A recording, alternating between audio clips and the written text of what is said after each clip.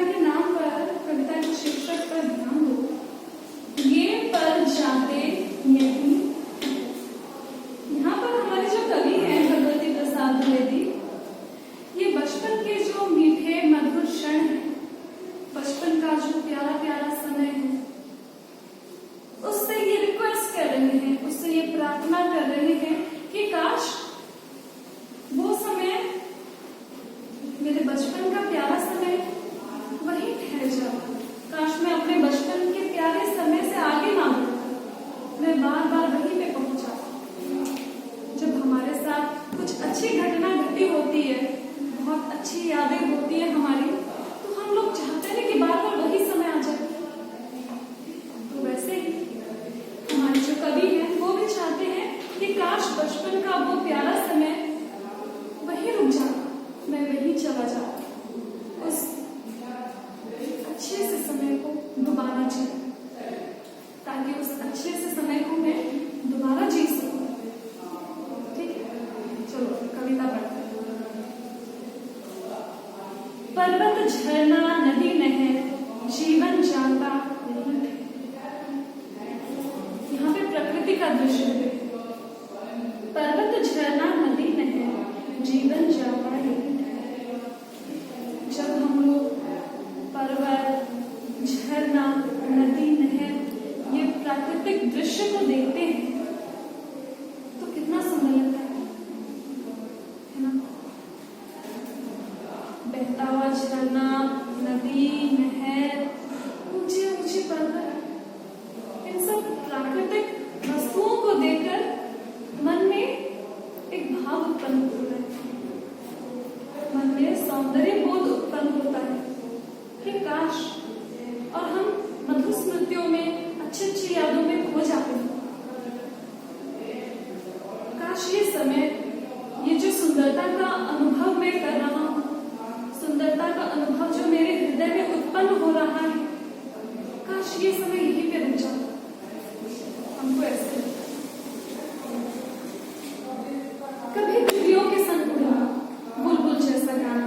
बचपन में हम लोग क्या करते थे? तितलियां देखते थे तो उनके पीछे पीछे पीछे पीछे दौड़ लगाते थे कि प्यारी तितली को हम लोग पकड़ ले, बुलबुल जैसा गाना। और जब हम लोग खुश हो जाते थे तो पूरा बुलबुल जैसे, यानी मधुर आवाज में हम लोग गाने लगते हैं ना बचपन में। कभी फुदकती गौरैया से घुल मिलकर बतियाना। और गौरैया मतलब पता है ना, स्पैरो। तो जो गौरैया होती है फुदकती हुई, कितनी सुंदर लगती है। वो चहचहाती है, बात करती है, हम भी उससे बात करना चाहते हैं। देखो यहाँ पे बोला गया है, कभी फुदकती गौरैया से घुल मिलकर बतियाना। हम गौरैया से बात तो नहीं करते, ये जो ऐसी बातें हम लोग बात करेंगे तो जो चिड़िया है वो समझ नहीं पाएगी। ये प्रकृति के सुंदर सुंदर दृश्य देखकर हमारे मन में कितनी सुंदर अनुभूति होती है, ये बताया गया है। कितना अच्छा लगता है हमें प्रकृति के सुंदर सुंदर दृश्य देखकर, याद आ जाता है हम क्या क्या करते थे बचपन में। चिड़ियों को फुदकते हुए देखते थे, चहचहाते हुए देखते थे। ये स्मृतियां हैं, ये यादें हैं। लग जाते पैरों में पर ये पल जाते यही ठहरे। जब हम चिड़िया को देखते थे तो मन कितना खुश हो जाता है ना? ऐसा लगता था जैसे पैरों में पर लगे, यानी बहुत खुश हो गए। कुछ कुछ यादें होती है ना, हमें बहुत अच्छी लगती है। ये कुछ कुछ बचपन की यादें हैं जो कवि याद कर रहे हैं, और वो बोलते हैं ये पल जाते यही ठहरे। काश वो सुंदर समय में, बचपन का प्यारा समय, मधुर समय, काश यही ठहर जाता। उस अच्छे समय को पार करके हम कभी आगे ना बढ़ते, वो समय वापस क्यों नहीं आ जाता? कभी पतंग लूटने को हुड़दंग दौड़ लगाना। और बचपन में हम लोग क्या करते थे? पतंगबाजी करते हैं, और अगर पतंग कट गई किसी की भी, तो उस पतंग को लूटने के लिए सारे बच्चों का ग्रुप, सारे बच्चों का समूह, झुंड पतंग को लूटने के लिए दौड़ लगाते थे।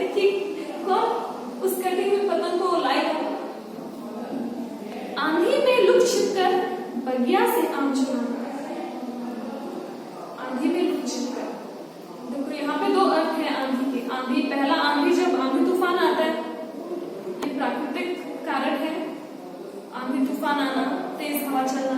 और दूसरा आंधी का अर्थ यहाँ पे ये हो सकता है आंधी से लुक छिप कर बगिया से आम चुराना। यानी आंधी का दूसरा अर्थ यहाँ पे ये हो सकता है समस्याओं, चुनौतियों। अब देखो छोटे बच्चे बाग में जाकर आम चुरा चुरा के खाते, बचपन में चीजें फल चुरा के खाना बहुत अच्छा लगता है। अपने घर में जो हो वो इतना स्वादिष्ट नहीं लगता बच्चों, लेकिन जब आप दूसरों के बगीचे से कुछ छोटा सा नींबू ही क्यों ना उसको चुरा के ले आओगे तो उस फल का स्वाद बहुत बढ़ जाता है। अब ऐसा क्यों होता है ये तो नहीं पता, लेकिन मजा बहुत आता है। तो जो बच्चे होते हैं दूसरों के बगीचे में जाके बचपन में फल चोरी करके ले आते हैं, चुरा करके ले आते हैं, तो उसमें भी एक परेशानी है। उसमें इस बात की संभावना होती है कि अगर माली देख लेगा तो डांटेगा, मारेगा। तो आंधी समस्याओं का भी प्रतीक है, ठीक है। बच्चे जब फल चुराने जाते हैं तो उनके ध्यान में ये रहता है कि माली हमको देखे ना हम लोग फल चुरा रहे हैं, ठीक है। मगर लकड़ सुंघा का डर माते क्षण यही ठहर। और खेत में दोपहर के समय बच्चे आम चुराने जाते हैं, उस समय जंगल है। तो लकड़ सुंघवा का अर्थ होता है लकड़ बग्घा। डिस्कवरी चैनल में आपने देखा होगा लकड़ बग्घा, उसका जबड़ा बहुत मजबूत होता है, वो हड्डियों को भी तोड़ देता है, इतने बड़े बड़े होते हैं, ठीक है। ये भी जंगली जानवर होते हैं। तो अब उनको डर भी लग रहा है कि अगर लकड़ बग्घे ने हमको देख लिया तो हमको मार देगा, हमको काट लेगा। उनको डर तो लग रहा है, लेकिन आम चुराने की लालच से बड़ा डर नहीं है। डर के बावजूद भी, चुनौतियों समस्याओं के बावजूद भी वो बच्चे आम चुराने के लिए जाते हैं। ऐसा था हमारा बचपन, ऐसा है हमारा बचपन। मतलब अगर परेशानी आ रही है, परिस्थितियां खराब है तो भी चलेगा, लेकिन हमको जो करना है वो तो हम करके आ ही जाते थे। जानबूझकर भीग भीग कर बारिश में खूब नहाना। बचपन में क्या होता है, बारिश होती है, वैसे बारिश तो हमेशा होती है, लेकिन जब बारिश होती है तो हमारे जो बड़े होते हैं वो क्या बोलते हैं, अरे बेटा बारिश हो रही है, भीग जाओगे, तबीयत खराब हो जाएगी, अंदर आ जाओ। और हम लोग बहाना मार मार के हाँ मम्मी आ रहा हूँ बोलकर धीरे धीरे करके आते हैं। और कभी कभी नहीं भी आते, कभी कभी छुप भी जाते। जानबूझकर भीग भीग कर बारिश में खूब नहाना। और बचपन में जब हम छोटे होते हैं ना बच्चों, हमको बारिश में भीगना बहुत अच्छा लगता है। उस खुशी को बयान नहीं किया जा सकता, लेकिन फिर धीरे धीरे जब हम बड़े होने लगते हैं, वो सारी चीजें जो हम बचपन में करते थे फिर और करने का मन नहीं रहता, और उन चीजों में और वो आनंद नहीं आता, मजा नहीं आता। इधर उछलना उधर फिसलना, बस्ता लेके जाना। बारिश के मौसम में उछलना कूदना बचपन में बहुत अच्छा लगता है। बारिश हो रही होती है, हम लोग जान जान कर भीग भीग कर नहा रहे होते हैं, कभी इधर उछलते हैं, इधर फिसलते हैं, बस्ता लेकर के जा। देखो बारिश में इतने खोए हुए होते हैं बच्चे कि अपना बस्ता भी नहीं उतारते। बस्ता पहन कर ही वो लोग फिसलते उछलते हैं, कूदते हैं, कीचड़ में छलांगे लगाते हैं, मजे करते हैं, लेकिन बस्ता नहीं उतरेगा, उनको ध्यान नहीं है, ठीक है। जब हम बहुत खुश होते हैं तो बहुत सारी चीजें अनायास ही अचानक ही हमारे दिमाग से निकल जाती है। वैसे ही बच्चों के मन से भी बहुत सारी चीजें निकल जाती है कि हमें इस चीज का ध्यान देना चाहिए। अरे मेरे बुक्स भीग जाएंगे, अब बुक्स को कौन ध्यान देगा जब बारिश हो रही होगी। बरसे मेघा छह छह, बरसाते दिन यही कहते। बरसे मेघा छह छह, जब बारिश आती है, बारिश जमीन पर गिरती है तो एक ध्वनि उत्पन्न होती है, एक आवाज आती है। उस ध्वनि को शब्दों में बांधा है हमारे कवि ने और लिखा है, बरसे मेघा, मेघा यानी बादल, छहर छहर, बरसात के समय बारिश की जो आवाज आती है ना, उसको बोला है छहर छहर। बरसाती दिन यही है, काश वो बरसात के दिन, वो प्यारे प्यारे दिन वही ठहर जाते। कभी याद कर रहा है अपने बचपन के दिन, वो क्या क्या चीजें थी जहां पर उसका मन रुक गया। ताल तलैया में कागज की नैया को तैरा, अभी भी आप लोग करते होंगे बच्चे, जब बारिश होती है तो कागज का नाव बना के कीचड़ में छोड़ देते हैं, तो वो तैरता है। कितना अच्छा लगता है। फिर रेसिंग लगाते हैं, कंपटीशन, प्रतियोगिता कि किसका नाव सबसे आगे जा रहा है, और जिसका नाव बहते बहते बारिश में सबसे आगे निकल गया वो विनर होता है। करते ना हम सब, तुम लोग तो अभी भी कर रहे होंगे, मुझे पता है। तो बचपन में कवि बोलते हैं कि तलैया तालाब में हम लोग कागज की नाव बना के जो तैराते थे, वो दिन कितने अच्छे थे। अभी भी हमारी स्मृति में, हमारी यादों में वो सारी चीजें अभी भी जीवित है, जैसे कल की ही बात। कुत्ते बिल्ली बच्चों को लड़का खूब बड़ा, हमको कुछ मतलब नहीं होता वैसे पशुओं से, वो अपने रास्ते जा रहे होते हैं, लोग अपने रास्ते जा रहे होते, लेकिन बच्चे का दिमाग शैतानियों से भरा हुआ, वो कुछ ना कुछ उल्टी सीधी हरकतें करते हैं। तो अब कुछ ना कुछ तो एंटरटेनमेंट खुद को खुश करने के लिए चाहिए। तो इस समय वो कुत्ते बिल्ली बछड़े जानवरों को ललकारना यानी जोर जोर से आवाज निकालना, जोर जोर से चिल्ला चिल्ला के उनको डरा डरा के भगाने, करके डंडी से मारना, ऐसी उल्टी सीधी हरकतें करते हैं सारे बच्चे। मेंढक बन करते टर टर, और बरसात के मौसम में मेंढक निकलते हैं, और मेंढक कैसा ध्वनि निकालता है, टर टर करके, सबने सुना है। तो एक अनुकरण, रिपीट करने की भी प्रवृत्ति हमें पाई जाती है, चाहे वो बचपन हो या बड़े हो। हमको रिपीट करना बहुत अच्छा लगता है, अनुकरण करना बहुत अच्छा लगता है। तो जानवर जो आवाज निकालते हैं, हम भी उसके पीछे पीछे वो आवाज निकाल लेते हैं। जैसे कोयल जब पेड़ के ऊपर बैठकर कू की आवाज निकालती है, तो कभी कभी हम लोग भी उसके पीछे पीछे उसका अनुकरण करने लगते हैं, उसकी कॉपी करने लगते हैं, और हम भी बोलते हैं कू, है ना। तो ये आदत बचपन में भी रहती है और बड़े हो जाने के बाद भी हम लोगों की रहती है। तो कभी याद करता है कि कैसे मेंढक के टर्राने पर हम लोग उसके पीछे पीछे आवाज निकाल देते हैं, टर टर की। फिर आगे कहते हैं कभी, रट्टू मन मेरा वो मन जो मेंढक की आवाज का अनुकरण करता था, काश वो समय यही ठहर जाए।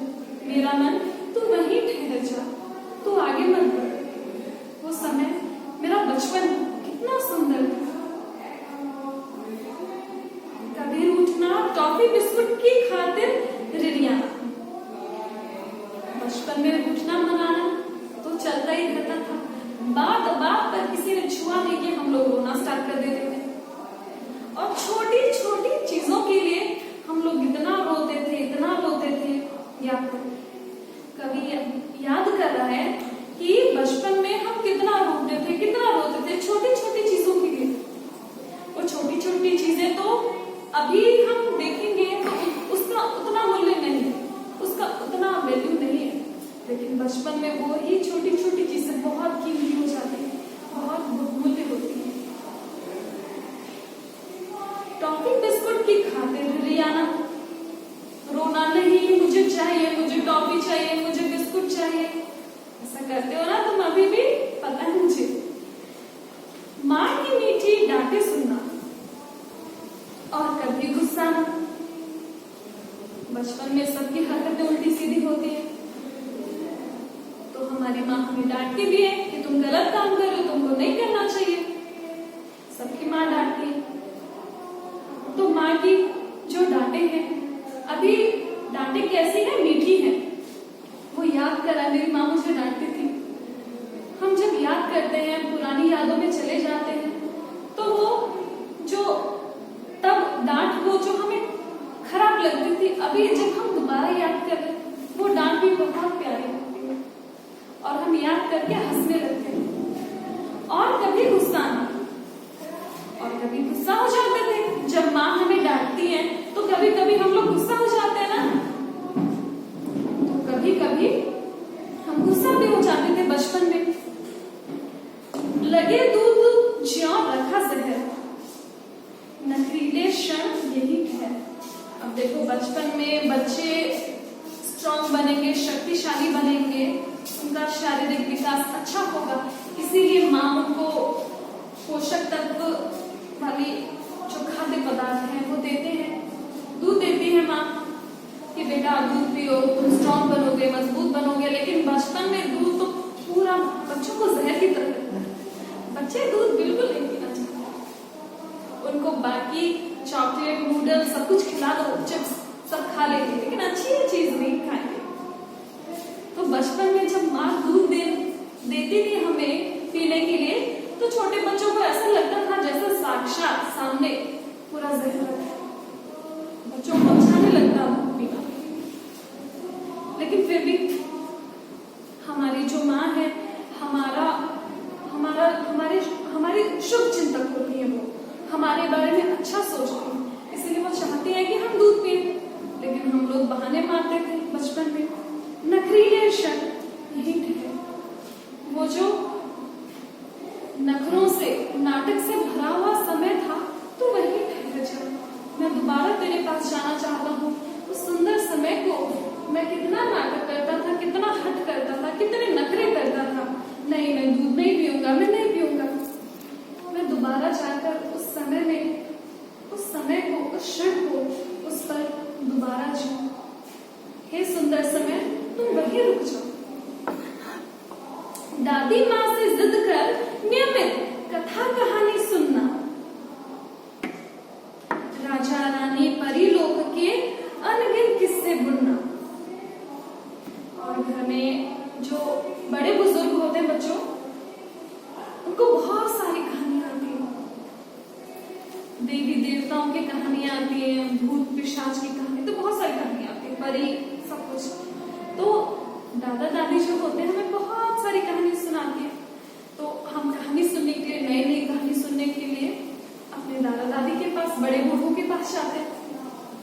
कहानी सुनना अच्छा लगता है, तो कहानी सुनने के लिए अपनी दादी माँ के पास जाके जिद करना, नहीं दादी माँ मुझे कहानी सुनाओ, मुझे कहानी सुनाओ, राजा रानी की कहानी सुनाओ, परी की कहानी सुनाओ। अब बहुत सारी कहानी खत्म हो जाने पर भी हमारा मन नहीं भरता था बचपन में, और हम बोलते थे और कहानी सुनाओ, और कहानी सुनाओ, नहीं और कहानी सुनना है। कितना जिद करते थे हम लोग। खरहे सा भागता पहर, खरहे का अर्थ है खरगोश। ये जो समय है बच्चों, कवि आगे कह रहे हैं कि इतने मीठे मधुर जो समय है वो कितनी जल्दी बीत गया, मुझे तो विश्वास नहीं हो रहा। ये समय इतनी जल्दी बीत गया जैसे एक खरगोश दौड़ लगाता है तेजी से, तो अचानक से गायब हो जाता है ना। खरगोश बहुत तेजी से दौड़कर अचानक से झाड़ियों में छिप गया, तो अचानक से अदृश्य हो जाता, आंखों के सामने से गायब हो जाता। उतनी ही तीव्रता से ये मीठे मधुर क्षण, समय, पल भी गुजर गए। मुझे विश्वास नहीं हो रहा कि इतनी जल्दी, इतने अच्छा समय, मेरे जीवन का इतना सुंदर समय, इतना अच्छा समय कैसे बीत गया। रुक जा, थम जा, यही है खरहे सा भागता पहर। हे पल, हे समय, तुम जो खरगोश की तरह भागे जा रहे हो, इतनी तेजी से, इतनी तीव्रता से, रुक जा, थम जा, यही ठहर। देखो कवि बोल रहा है कि हे समय, तुम यहीं पर ठहर जाओ, यहीं पर थम जाओ, यहीं पर रुक जाओ। और कविता के अंत में विस्मय विस्मयादिबोधक चिन्ह, विस्मयादिबोधक चिन्ह लगाया हुआ है। विस्मयादिबोधक चिन्ह वहां पे लगाया जाता है बच्चों जब हम पूरे भाव के साथ कुछ बात बोलते हैं, उन शब्दों में हमारी भावनाएं होती है। इसीलिए देखो, खरहे सा भागता पहर, रुक जा थम जा यही ठहर। अपने बचपन की बातों को, बचपन की यादों को याद करते करते वो बचपन में कवि क्या करते थे, ये सारे बातों का ब्यौरा वर्णन कवि देते जाते हैं। और साथ ही साथ जब हमारी कविता समाप्त हो जाती है, कवि भावुक हो जाते हैं। हम अच्छे समय को, हमारे बीते हुए समय को जब भी याद करते हैं तो भावुक हो जाते हैं, थोड़े इमोशनल हो जाते हैं। क्यों? क्योंकि वो समय कभी वापस नहीं आता। एक और भी कारण है बच्चों बीते हुए समय में जाने का कि वर्तमान में हम खुश नहीं हैं। हमारा मन चाहता है खुश रहना, खुश होना, तो वो छानबीन करता है, खोज करता है कि ऐसी कौन सी चीज है जहां से मुझे खुशी मिले। तो वो ढूंढते ढूंढते बचपन में चला जाता है। ठीक है, एक ये भी कारण हो सकता है कि जो कवि है वो बचपन में चला गया है और बोलता है ये पल जाते यही थे। तो कविता कैसी थी? अच्छी, बहुत अच्छी। अभी कविता आप बार बार पढ़ेंगे और समझने की कोशिश करेंगे। पर्वत का अर्थ होता है पहाड़, पर्वत का अर्थ होता है पहाड़। फुदकती उछलती, फुदकना, चिड़िया फुदकती है ना गौरैया, फुदकती का अर्थ होता है उछलना, बतियाना, बातें करना। हुड़दंगा, हल्ला गुल्ला, बच्चे हुड़दंग मचाते हैं ना, हल्ला गुल्ला मचाते हैं, और हल्ला गुल्ला मचाना बच्चों को बहुत अच्छा लगता है। लगड़ सुंघवा, लगड़ बग्घा, मेघा यानी बादल, तलैया यानी छोटा, बड़ा तालाब नहीं छोटा तालाब। छोटे तालाब में छोटे बच्चे कागज का नाव छोड़ते हैं। नैया, नाव, नखरीले, नखरा करने वाले। अनगिन, जिन्हें गिना नहीं जा सकता। तो आई होप आप सभी बच्चों को कविता समझ में आई होगी। अगर नहीं समझ में आई